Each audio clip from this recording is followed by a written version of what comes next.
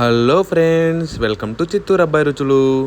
చాలామందికి ఫేవరెట్ అయ్యే గుంతి వంకాయ కర్రీని ఎలా చేసుకోవాలో అని చాలామంది ఇబ్బంది పడుతూ ఉంటారు. చాలా సింపుల్గా, చాలా టేస్టీగా అండ్ క్విక్గా రెడీ అయిపోయే ఈ రెసిపీని నా ఛానల్లో చెప్తాను. ఎలా చేయాలో చూసేద్దాం పదండి. దీనికోసం అయితే ముందుగా ప్యాన్ పెట్టేసుకొని అందులో ఒక 2 టేబుల్ స్పూన్ల వరకు పల్లీలను యాడ్ చేసుకొని, దాంతోపాటు 2 లవంగా, ఒక చెక్క, అలాగే 2 యాలకులు అండ్ రాతి పువ్వు ఉంటే రాతి పువ్వు వేసుకోండి.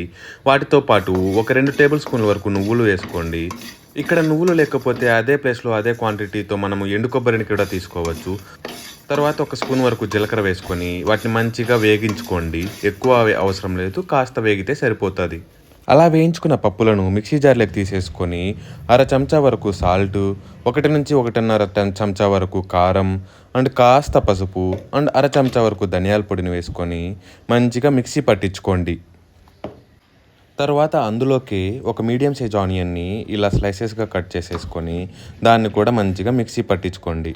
తర్వాత ఒక పావు కిలో వంకాయలని, అంటే సుమారుగా 7-8 వంకాయలని ఇలా 4 భాగాలుగా కత్తిరించుకొని ఆ మిక్సీ పట్టించుకున్న మసాలాని ఇందులో నీట్గా సర్వ్ చేసేసేయండి.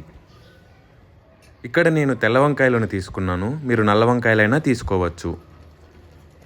అలా పట్టించుకున్న తర్వాత మిగిలిన మసాలా పేస్ట్ని అలాగే ఉంచండి, తర్వాత మళ్ళీ కర్రీలో వాడుకోవచ్చు. మళ్ళీ స్టవ్ మీద ప్యాన్ వేడి చేసుకొని ఒక 2 టేబుల్ స్పూన్ల వరకు ఆయిల్ వేసేసుకొని పావు చెంచా ఆవాలని, పావు చెంచా జీలకర్రని, అలాగే ముందుగా కడిగి పెట్టుకున్న కరివేపాకుని అండ్ ముందుగా కట్ చేసి పెట్టుకున్న ఒక మిరపకాయ స్లైసెస్ని వేసేసుకొని కాస్త వేగనివ్వండి ఒక 30 సెకండ్స్ వరకు. అవి వేగిపోయాయా? ఇప్పుడు ఆల్రెడీ మనము నీట్గా పట్టించుకున్న వంకాయలు ఉన్నాయి కదా మసాలాలని, వాటిని ఇలా మంచిగా వాటి మీద పెట్టేసుకొనేసి మంచిగా ఫ్రై చేసుకోవాలి. స్లో ఫ్లేమ్లో మనం కలుపుతూ ఆ మసాలా మాడిపోకుండా ఒక 2-3 నిమిషాల వరకు మనం ఫ్రై చేసుకుంటే అవి మంచిగా ఇలా ఫ్రై అయిపోతాయి.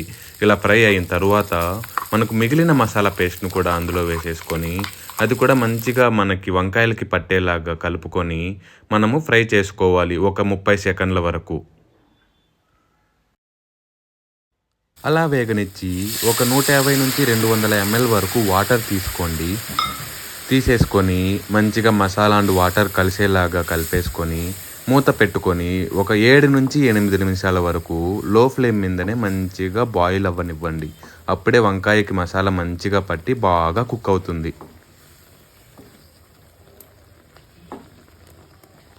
అలా 7-8 నిమిషాలు మనం ఉడికించుకున్న తర్వాత 50 గ్రాముల చింతపండు ముందుగా నానబెట్టుకొని దాని నుంచి తీసుకున్న రసాన్ని ఇందులో వేసుకోండి.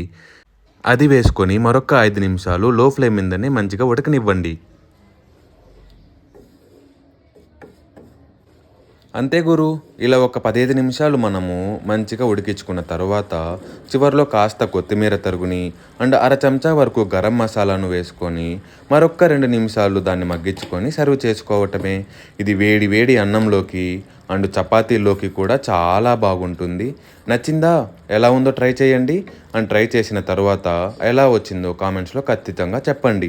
అండ్ నా ఈ ఎఫర్ట్స్ని సపోర్ట్ చేయడానికి దయచేసి ఒక సబ్స్క్రైబ్ అయితే చేసుకోవచ్చు కదా. అండ్ వీడియో నచ్చినట్టయితే మీ ఫ్రెండ్స్కి కూడా ఉపయోగపడుతుంది అని అనిపిస్తే ఖచ్చితంగా షేర్ చేయండి. అండ్ ఇలాంటి మరిన్ని రెసిపీలతో మళ్ళీ కలుద్దాం. Thank you so much.